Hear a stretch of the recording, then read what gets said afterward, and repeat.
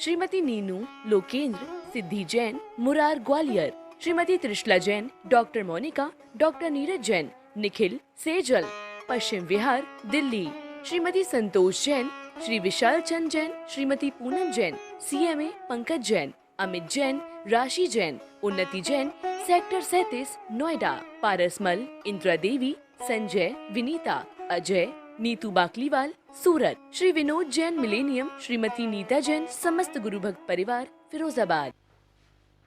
भव्य श्रावकों का, भव्य जीवों का कल्याण करने हेतु इस ज्ञानांकुश नाम ग्रंथ की जो रचना की है, निस्संदेह यह ध्यान की कुंजी है। आप और हम लोग इसकी वाचना में देख रहे हैं किस प्रकार आचार्य महोदय ध्यान की प्रेरणा दे रहे हैं, किस प्रकार अशुभ से निवृत्ति और शुभ में प्रवृत्ति की बात कह रही है, किस प्रकार पाप कर्म परित्यज्य पुण्य कर्म समाचरित, पाप का त्याग करना चाहिए, पुण्य का आचरण करना चाहिए। भावे दशुभ कर्मम योगी तत्व अचिंतित, अशुभ कर्म का त्याग करके योगी समाचरित, वह भी समीचीन आचरण समता में संलग्न रहे। श्लोक नंबर 19 में देख रहे थे। आज कारका नंबर 20 को देखते हैं। आचार्य महोदय इस कारका नंबर 20 के माध्यम से क्या कहना चाहते हैं, पहले उनके शब्दों को सुने, इससे कर्ण पवित्र हो, मन विशुद्ध हो, फिर उन शब्दों के अंदर निहित अर्थ को, भाव को देखने का पुरुषार्थ करेंगे। सम्यक दर्शन सज्ञान चारित्र तृतीयात्मकम तीनात्मदर्शनम नित्यम कर्तव्यम भावनात्रयम। आचार्य मोदी ने कहा, सम्यक दर्शन सज्ञान चारित्र तृतीयात्मकम, तृतीय आत्मकम, आत्मा जो मोक्ष मार्ग में गमन कर रही है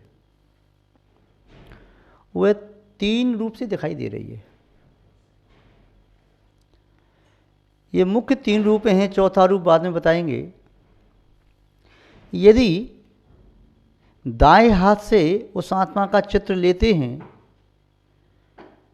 तो ऐसा लगता है आत्मा सम्यक्त सम्यक्त सम्यक्त रूप है।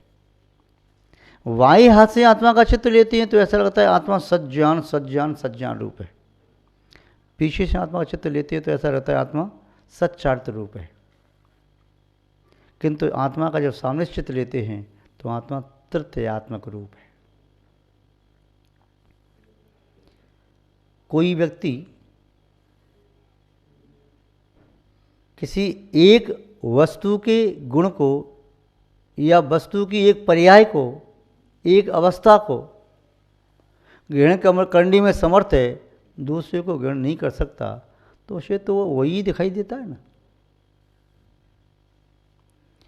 कैमरे के माध्यम से व्यक्ति का बाह्य चित्र ही निकाला जा सकता है। तो एक्सरे मशीन के द्वारा उसकी अस्थि पंजर हड्डियों का चित्र लिया जा सकता है। अन्य जो मशीनें हैं उनके माध्यम से उसका BP, उसका HB, उसकी ऑक्सीजन, उसका अन्य कोई चीज़ है, वो सब निकाला जा सकता है। वेट मशीन व्यक्ति का छायाचित्र नहीं देती। वेट मशीन हड्डियों के ढांचे की स्थिति भी नहीं बताती, केवल उसका वेट बताती है। फोटो कैमरा मशीन उसका छायाचित्र बताता है, न वेट बताता है, न अस्थियों का संधान किस प्रकार से है, वे आपस में जुड़ी हैं, टूटी हैं, कीलित हैं, अर्धकीलित हैं, बद्ध हैं, नहीं बताते। एक्सरे मशीन न वेट बताती है, न छायाचित्र बताती है, केवल अस्थियों के बारे में बताती है। तीनों की अलग अलग विशेषताएं हैं। जो व्यक्ति ऐसी मशीन का निर्माण कर ले जिस मशीन में छायाचित्र,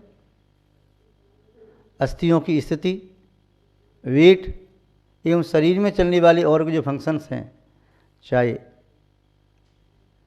बीपी है, हाई है या लो है, या टेम्परेचर है कितना है, या उसका एचबी है, हीमोग्लोबिन कितना है, ऑक्सीजन कितनी है, पल्स कितनी चल रही हैं, ये सब किसी एक मशीन में आ जाएं तो सब चीज़ एक साथ देखी जा सकती है। जो निश्चय से देखता है उसे इस आत्मा में अनंत गुण दिखाई दे सकते हैं, किंतु है प्रत्यक्षदर्शी होना चाहिए। परोक्षदर्शी शुद्ध ज्ञान के माध्यम से किसी वस्तु के एक एक गुण को देखा जाता है, जाना जाता है, व्याख्या की जा सकती है। आत्मा तृतीयात्मक है, मुख्यता से कह दिया। यदि किसी ने ये कहा आत्मा ज्ञान दर्शन रूप है, तब भी कोई हर्ज नहीं। यदि किसी ने ये कह दिया आत्मा सो ज्ञान, ज्ञान सो आत्मा, ज्ञान आत्मा मेवाहम, आत्मा ज्ञान रूप ही है, मैं ज्ञान रूप हूँ, मैं आत्मा हूँ, ऐसा भी कहा तब भी कोई अनुचित नहीं है। आत्मा दर्शन रूप है, ये भी अनुचित नहीं है। आत्मा वीत राग दशा से युक्त है, कोई अनुचित नहीं है। आत्मा शरीर से रहित है, अनुचित नहीं है। जो कुछ भी कहा जा रहा है अपेक्षाकृत सब कथन सत्य है, असत कुछ भी नहीं। आचार्य महोदय संसार से विरक्त मोक्ष मार्ग पर चलते हुए किसी योगी का चित्रण कर रही है।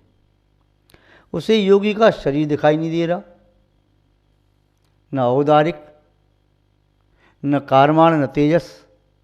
उसे योगी की ऊंचाई दिखाई नहीं दे रही, मोटाई दिखाई नहीं दे रही, शरीर का ढांचा दिखाई नहीं दे रहा, उसकी चमड़ी जो स्किन है वह कैसा है, व्हीटनेस है या फेयर है या ब्लैकिश भी हो सकती है या अन्य अन्य प्रकार की हो सकती है। किंतु जो प्रत्यक्षदर्शी हैं वे इन सब चीज़ों को आत्मा नहीं मानते। और नाम कर्म, कर्म है, पुद्गल है। जो भी कर्म के उद्देश्य प्राप्त होने वाली दशा है वह शुद्ध आत्मा नहीं हो सकती, चाहे किसी भी कर्म के उद्देश्य प्राप्त दशा हो, क्योंकि कर्म आत्मा का स्वभाव नहीं है और कर्म के उदय से प्राप्त होने वाली दशा आत्मा की शुद्ध दशा नहीं हो सकती। चाहे वे कर्म घातियाँ हों या घातियाँ, देशघाती या सर्वघाती, चाहे वे अनुजीवी गुणों का घात करने वाले या प्रतिजीवी गुणों का, चाहे वह मोहनी कर्म सब कर्मों का राजा सम्राट है, और चाहे बिल्कुल दुर्बल मृत्यु के समीप पड़ा हुआ नाम कर्म, कुछ भी नहीं। आत्मा इन सबसे परे है। अनादि काल से आत्मा के साथ लगा हुआ कारमान शरीर की आत्मा नहीं है, नहीं है। अनादि काल से आत्मा के साथ चलने वाला तेज शरीर की आत्मा नहीं है, नहीं है। अनादि काल से लेकर अनंत काल तक सूक्ष्म साधारण शरीर औदर्शित प्राप्त किया, कोई आत्मा नहीं है, नहीं है। तो ये भाव कर्म तो आत्मा को कह सकते हैं, नहीं है। राग द्वेष भी आत्मा नहीं है, अनादिकाल से हैं। एक क्षण के लिए उनका अभाव नहीं हुआ, अनंत काल हो गया। इस मोह के साथ, अज्ञान के साथ, राग के साथ, द्वेष के साथ, कषाय के साथ, इसे तो आत्मस्वरूप मान लो, नहीं है। ओहो, अनादिकाल से जो मेरी आत्मा के साथ लगा हुआ था, राग द्वेष मोह अज्ञान मिथ्यात्व ज्ञानावरण आदि कर्म, ये मेरे नहीं हैं। यदि ऐसा है तो कुछ वर्षों के लिए प्राप्त हुआ ये शरीर मेरा कैसे हो सकता है? कुछ क्षण के साथ, क्षण के लिए किसी के साथ में रह रहा हूँ, उसे मैं अपना मान रहा हूँ, भाई बंधु माता पिता पुत्र मित्र आदि कुछ भी मान रहा हूँ, मेरा कैसे हो सकता है?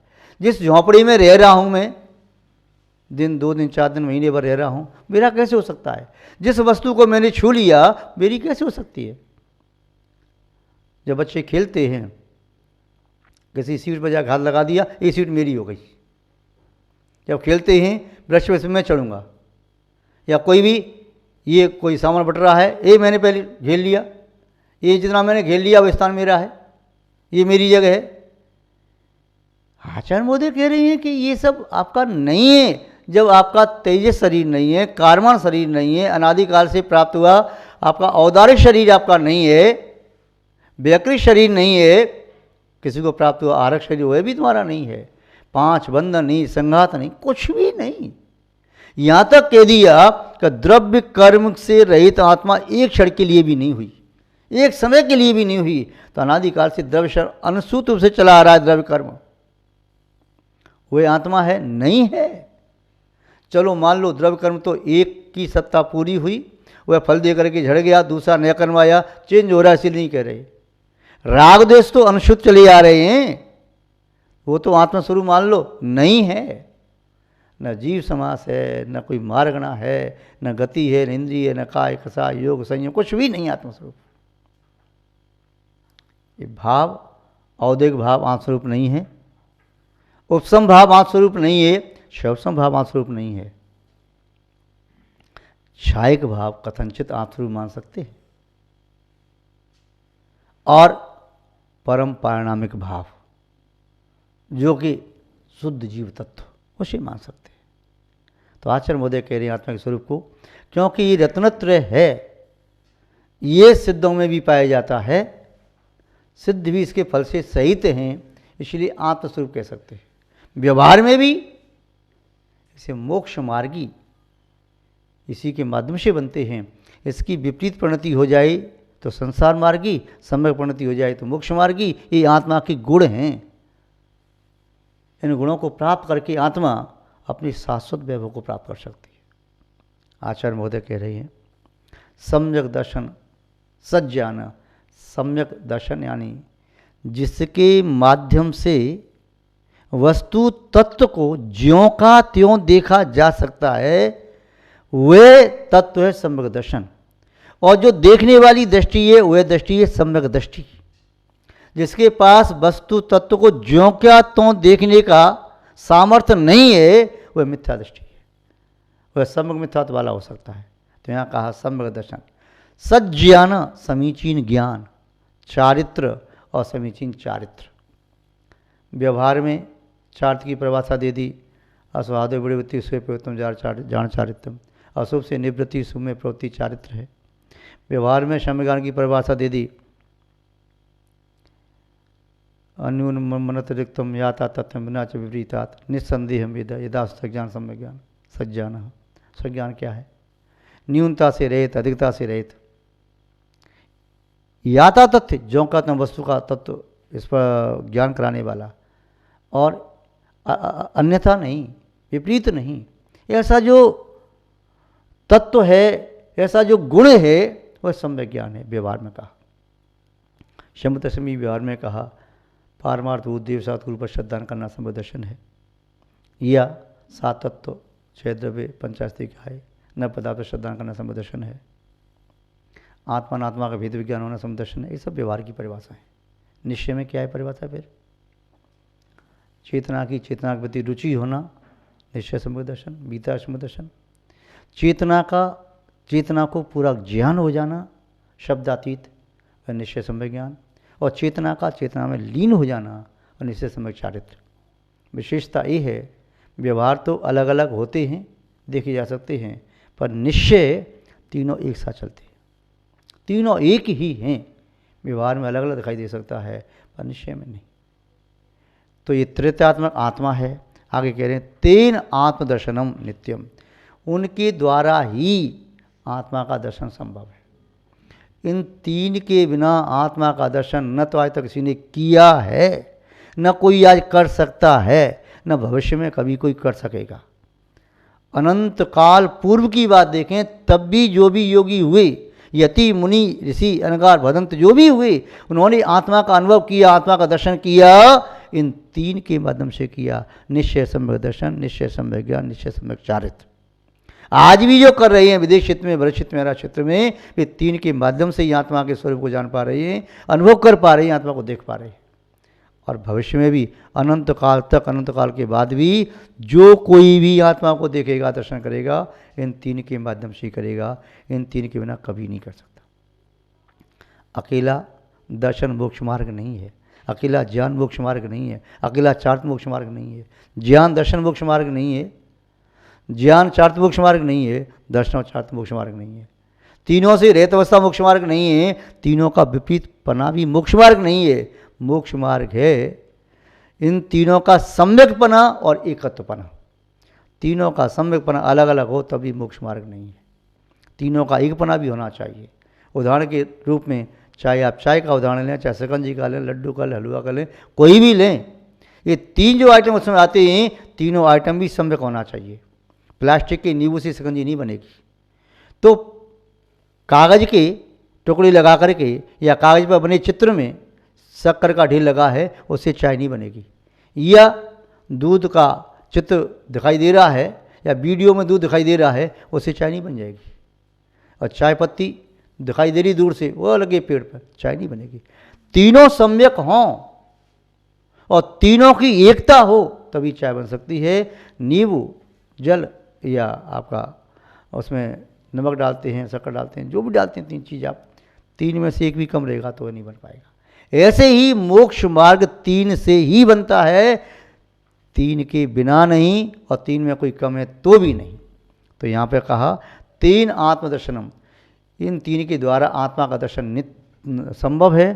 तो इसे नित्यम, नित्य ही कर्तव्यम भावनात्रयम, नित्य ही इन तीनों की भावना करनी चाहिए, प्रतिक्षण भावना करना चाहिए। ऐसा नहीं स्वयं ने ध्यान लगाया, शाम को लगा लेंगे, प्रतिक्षण, एवरी मोमेंट।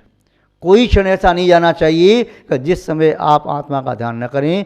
जब जब ध्यान करेंगे तब तो आत्मा का अनुभव होगा, छोड़ देंगे तो नहीं होगा।